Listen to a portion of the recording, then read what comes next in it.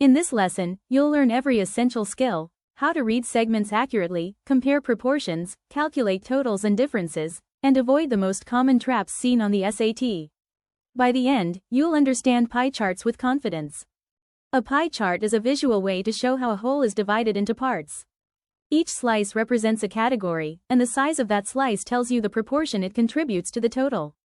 Pie charts are helpful when you want to understand big picture relationships: which categories dominate, which are smaller, and how different segments compare. On the SAT, pie charts appear when the test wants you to interpret proportions quickly or estimate percentages without doing heavy calculations. They allow you to see patterns at a glance, and they're often paired with short descriptions or data tables that add important context. But it's also important to remember that pie charts can be visually deceptive. A slice might look bigger because of its angle, color, or position, even when its actual percentage is smaller. And sometimes the SAT hides small but critical details in the labels, which students often overlook. In this lesson, you'll learn how to read pie charts accurately, how to compare segments correctly, and how to avoid the common traps that lead to mistakes. A pie chart is a visual tool that shows how a whole is divided among different categories. Each slice represents one category, and the size of the slice reflects how much that category contributes to the total. In this example, the pie chart represents 100 students, with 4 categories: sports, reading, music, and art. When you read a pie chart, the most important step is to look directly at the numbers or percentages shown on the chart. The visual impression alone can sometimes be misleading, because our eyes naturally focus on brighter colors, larger angles, or slices placed near the top of the circle. That means a slice might look larger than it really is, even when the value is smaller. The SAT often uses pie charts in questions that ask which category is the largest, which is the smallest, or how two segments compare. To answer accurately, you should always rely on the values and labels rather than the appearance of the slices. By developing the habit of checking the actual numbers first, you can avoid common mistakes and read any pie chart with confidence. When comparing slices in a pie chart, the most important step is to look directly at the values shown for each category. Visual appearance alone can be misleading, because the angle or the color of a slice can make it seem larger or smaller than it really is. In this example, sports has 40 students, which makes it the largest category. Reading has 25 students, and music has 20. If you compare reading and music based only on their slice shapes, the difference might not feel very large, but the labels tell you exactly how big the gap is. Art, with 15 students, is clearly the smallest category, but again, its slice may not always appear dramatically smaller depending on where it's positioned in the circle. On the SAT, questions often ask which category is larger, smaller, or how big the difference is between two slices. Always rely on the numerical labels first; they give you the accurate comparison every time. To find the difference between two slices in a pie chart, you should focus on the actual values given for each category. The shapes and angles of the slices may provide a general sense of size, but they do not accurately show how many more or how many fewer each category represents. In this example, sports has 40 students and reading has 25. To compare them, simply subtract 40 minus 25 equals 15. That means sports has 15 more students than reading. You can use the same process for any pair of slices. Reading has 25 students, and music has 20. So reading has 5 more students than music. Art, with 15 students, is the smallest category, which means every other slice is larger by a clear numerical amount. On the SAT, questions often ask for the exact difference between categories rather than just identifying which slice is bigger. By relying on subtraction in the numerical labels, you can avoid mistakes and answer these questions with confidence. A pie chart represents how much each category contributes to the total, and this makes it especially useful for understanding percentages and proportions. In this example, the total number of students is 100, so each value corresponds directly to its percentage of the whole. Sports, with 40 students, represents 40%. Reading represents 25%, music 20%, and art 15%. When the total is not 100, you can find each percentage by dividing the category value by the total and multiplying by 100. This step is important on the SAT, because many questions require converting raw numbers into proportions before comparing them. The test may ask you to identify which category makes up the greatest share, what fraction two categories account for together, or how the proportion of one category compares to another. By understanding how to read percentages from a pie chart, you can quickly determine relative sizes and answer proportion-based questions accurately. Although pie charts seem simple at first glance, they often lead to common misunderstandings, especially on the SAT. The first is the proportion trap. A slice that looks big may not actually represent the largest percentage. Colors, shading, or where the slice is positioned in the chart can affect how large it appears, so you should always check the numbers rather than rely on visuals. The second is the angle trap. The human eye is not very good at judging angles. A slice that is wide but low on the circle may appear smaller than a slice that is narrow but extends upward, even when their actual values are the reverse. The third is the percentage trap. Students often assume that the slice with the largest numerical value must also represent the largest percentage, but that is only true when you know the total. Without confirming the whole, the percentage share may be different from what the raw numbers suggest. By being aware of these traps, you can read pie charts more accurately and avoid the common mistakes that the SAT often uses to confuse test takers. Let's review the key skills you've learned so far. First, always read the values directly. The visual size of a slice can be misleading, so rely on the numbers or percentages shown on the chart. Second, make your comparisons using the numerical labels. By focusing on the data rather than the angles or colors, you can accurately decide which category is larger, smaller, or how big the difference is between them. Third, understanding proportions is essential on the SAT. Whether the test asks for percentages, ratios, or combined totals, simple calculations based on the values will give you the correct answer. And finally, be aware of the common traps: the proportion trap, the angle trap, and the percentage trap. Recognizing these pitfalls will help you avoid mistakes and interpret pie charts with confidence on the SAT. So far in this lesson, you've learned the essential skills needed to understand pie charts accurately. You now know how to read each slice, how to compare categories, and how to find the exact differences using the values shown on the chart. You have also learned how to interpret proportions and percentages, which are key skills in many SAT math data analysis questions. These skills help you understand not only the relative size of each category, but also how two or more categories combine to form a share of the whole. And just as importantly, you've learned how to avoid the three major traps that often confuse students: the proportion trap, the angle trap, and the percentage trap. By recognizing these pitfalls, you can analyze pie charts with much greater confidence and accuracy. With these core skills in place, you're now ready to move on to the practice problems, where you'll apply everything you've learned to real SAT-style questions. Here is your beginner practice question. The pie chart shows how many students prefer each subject. Your task is to find which subject has the highest number of students. You will now have 30 seconds to think.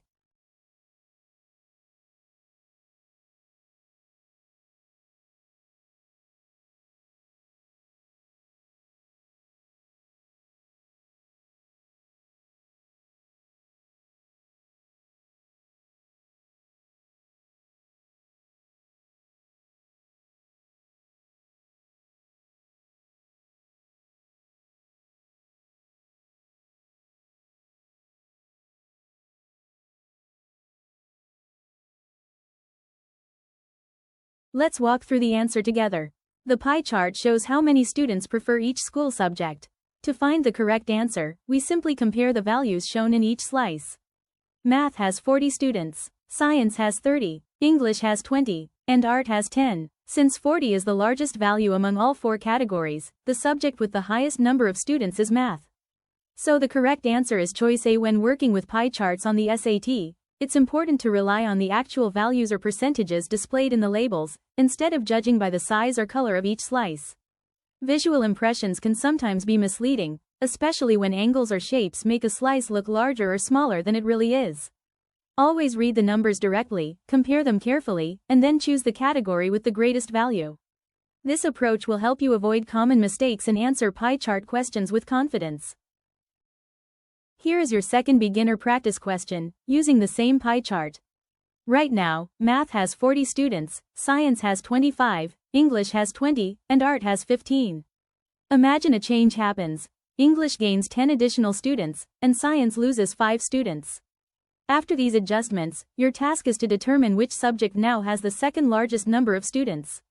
Be sure to update each category based on the changes, compare the new values, and rank them carefully.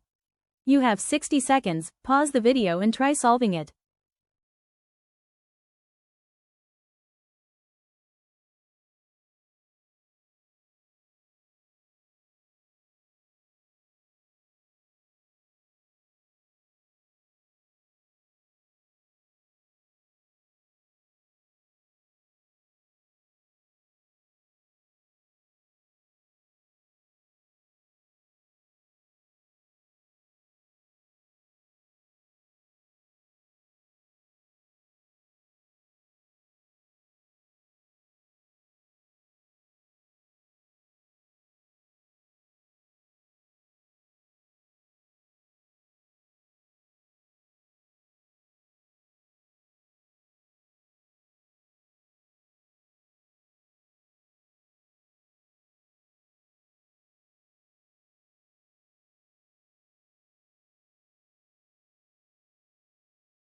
Let's go through the answer to beginner question number 2.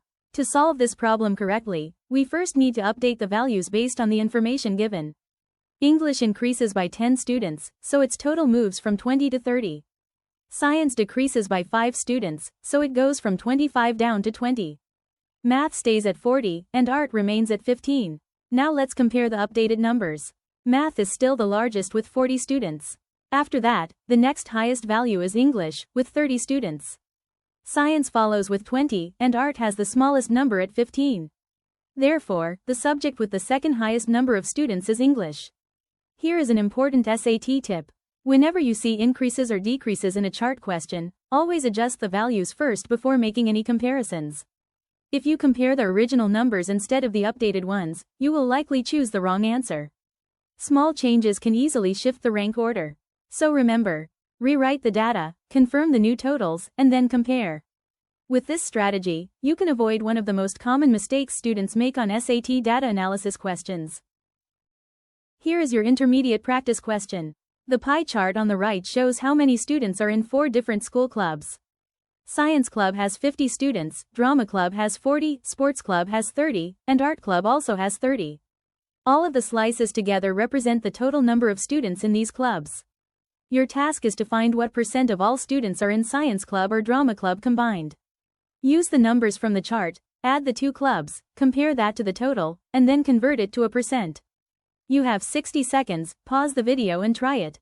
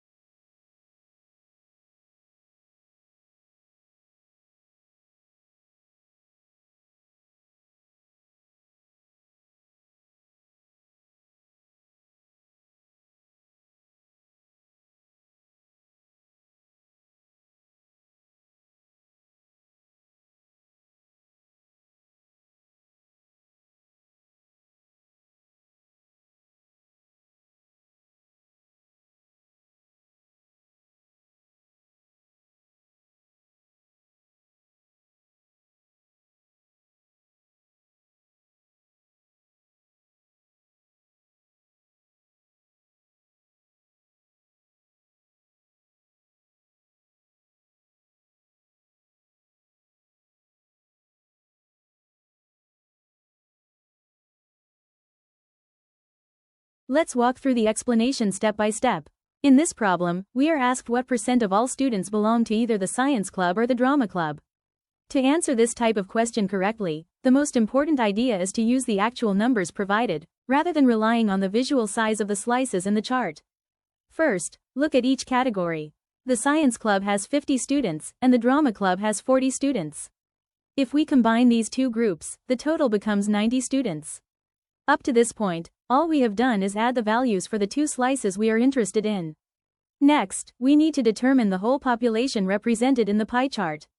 When we add all the categories together, the total number of students is 150. This total is important because % problems always require comparing the part to the whole. Now we calculate the %. Take the 90 students in science and drama, and divide by the total of 150 students. This gives 0.60. Finally, convert this value to a percentage by multiplying by 100. 0.60 times 100 equals 60%. So, 60% of all students belong to either science or drama. This is why the correct answer is choice C as an SAT tip. Remember that pie charts can sometimes be visually misleading. Bright colors or large angles can make a slice look larger than it actually is. Always rely on the numbers in the labels, not the appearance of the chart. Using the values directly will help you avoid common mistakes and arrive at the correct % every time.